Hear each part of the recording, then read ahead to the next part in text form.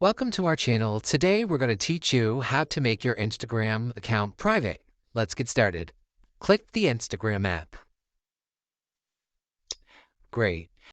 Now click the three lines in the top right-hand corner. Now click Settings.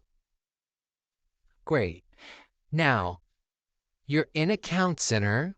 Now click Privacy. Great. Now at the top it says Private Account. Just swipe the tab over, and now it's telling you when your account's private, no one can add you unless you accept it. You click Switch to Private. Great. Now your account is private.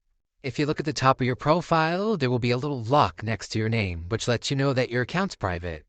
If you want to change that, just do the exact same steps and turn the toggle off. If this video helped you in any way, please like and subscribe. Thank you.